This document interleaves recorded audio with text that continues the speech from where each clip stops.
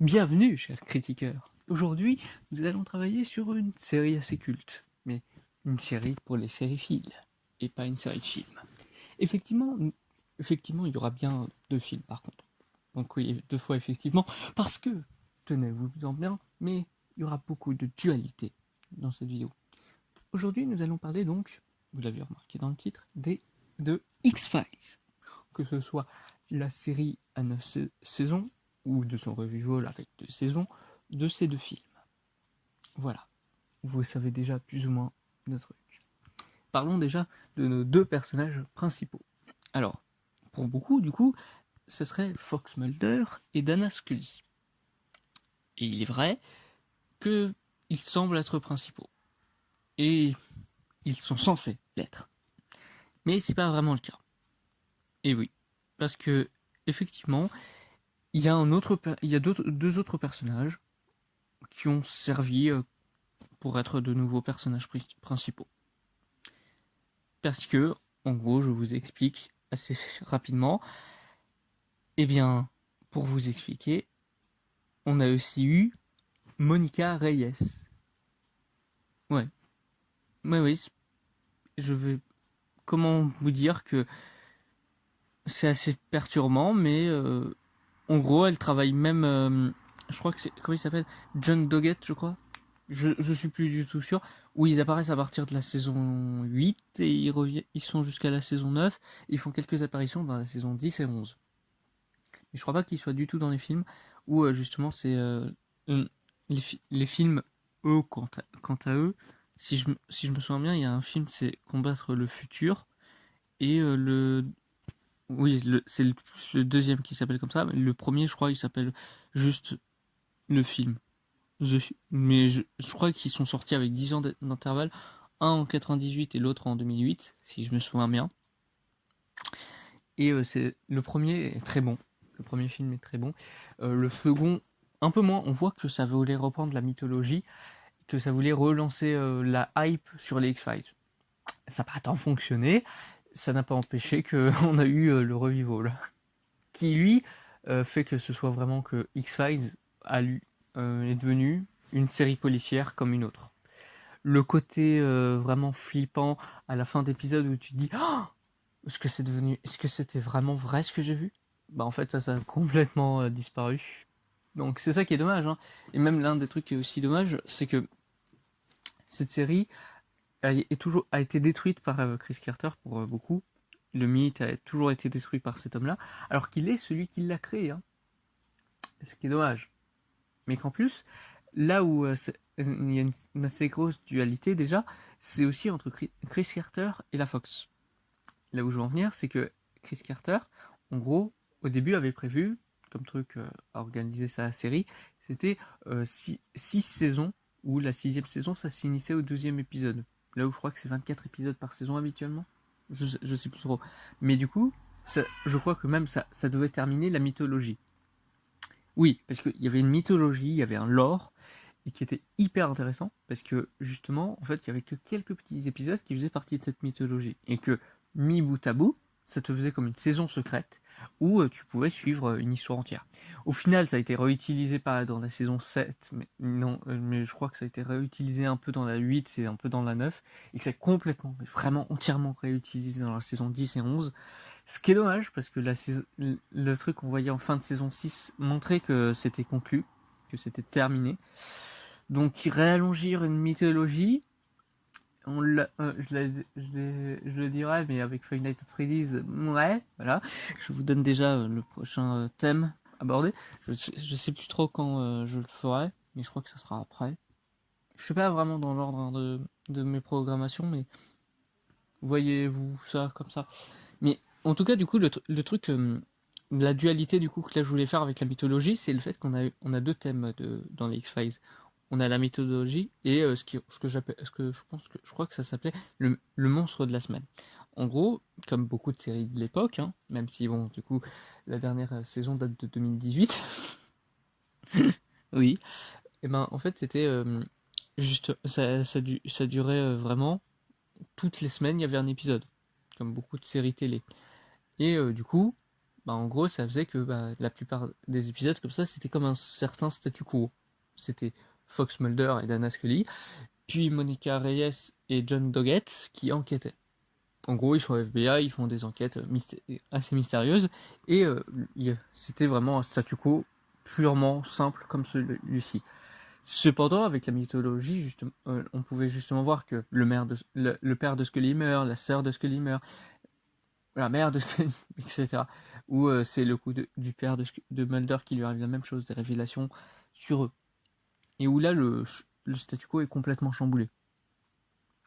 Et du coup, justement, dans cette dualité, on a aussi la dualité des deux agents. Parce que justement, il y a même si la saison 6 du coup a eu ses 24 épisodes et tout, ça devait se terminer à la fin de la saison 7. Où maintenant, Chris Carter a accepté ce que lui a dit la Fox, a du coup fait bien une 7e saison, et a terminé avec cette saison 7 le développement de tous les personnages. Par exemple, en fin de saison 7, il n'y avait plus que Fox Mulder qui croyait aux extraterrestres, il y avait aussi Dana Scully.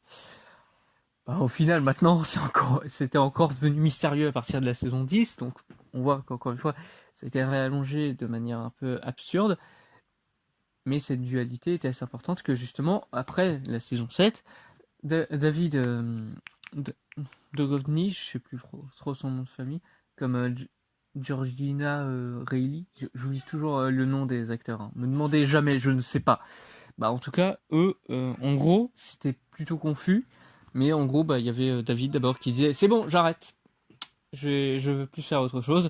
Maintenant, il dit Chris Carter, quel vieil ami, s'il me demande de continuer X-Files, je suis là. Et alors que maintenant, c'est Gillian Anderson, voilà, je me suis souvenu de son nom, elle ne veut plus à partir de la saison 11.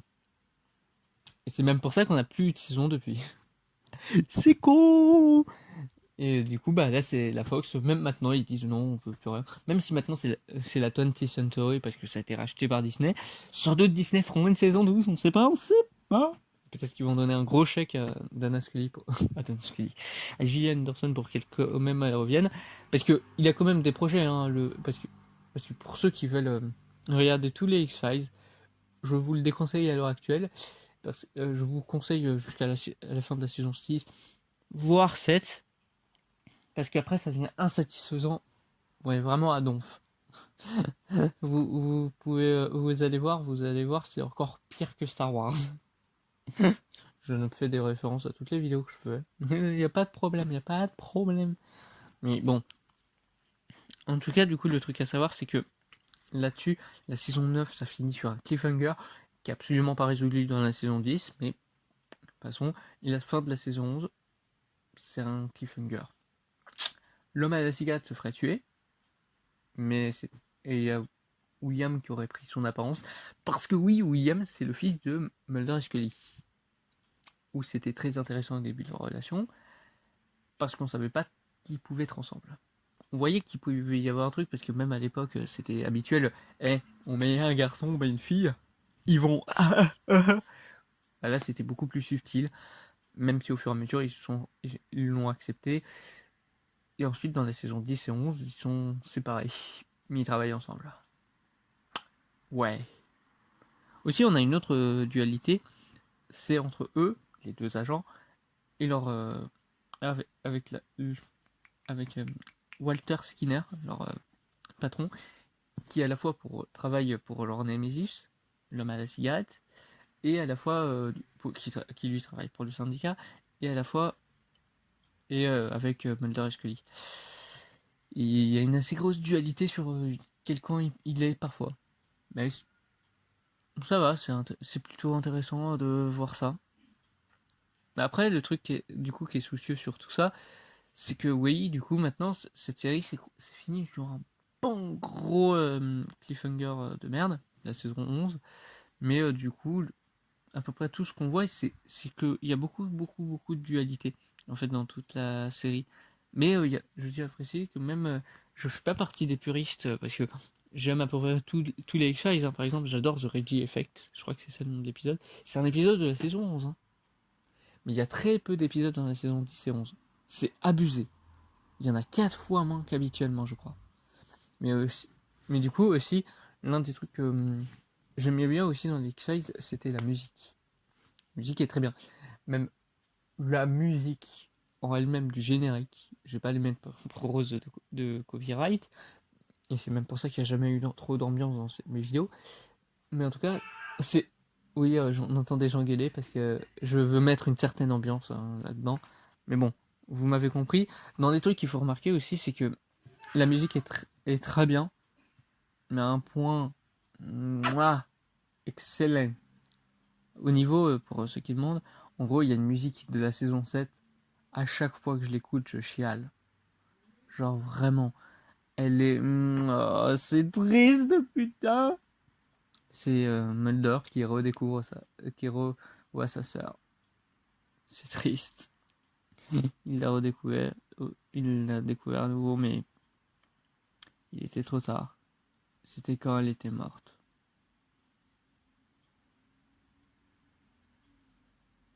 Ouais, c'est hyper triste, hein, mais bon, c'est ça qui faisait le charme des X-Files, hein, justement. Et encore une fois, je vais pas dire que c'était mieux avant, c'est à proprement parler le cas, mais là où du coup est de la critique impossible, et ben c'est justement le simple fait que il y a trop de dualité. Si je veux critiquer un truc, il y aura toujours son inverse. Je peux critiquer le monstre de la semaine, mais il y aura exactement l'inverse dans justement la mythologie. Par exemple, je pourrais dire, il y a trop un statu quo. La mythologie détruit ça. Par exemple, ici, dans ce dont j'ai parlé, de quoi j'ai parlé aussi qui pouvait être assez important. Ah oui, le duo d'Anna Scully et Fox Mulder est très intéressant. T'as Monica Reyes et John Doggett. Ils jouent pas mal, hein, mais vu ce qu'on a fait d'eux, c'est trop dommage. Là, juste où, par exemple, les ennemis sont assez intéressants. Le syndicat est très intéressant. La mal à cigarette, il est devenu increvable, ce mec. Ça suffit. Ça suffit. Et on lui a mis une bombe à tête chercheuse. Il survit. Pas de problème, le mec, vraiment. Il y a aussi la dualité avec les extraterrestres. Ça les montre comme quoi ils pourraient exister, mais on n'a pas vraiment de preuves. Pour elle, ça devient hyper kitsch presque. Bon, voilà, hein. Mais enfin, vous m'avez compris. Oui, ce que je veux dire, c'est que je ne peux pas critiquer amplement la série, vu toutes ces dualités, qui font que si je veux critiquer un sens, l'autre sera son extrême inverse, et du coup fera que là où je dirais du négatif, là je devrais dire du positif. C'est comme ça que je vous dis au revoir à une prochaine critique. J'espère que celle-ci vous aura plu, et au revoir, et bye!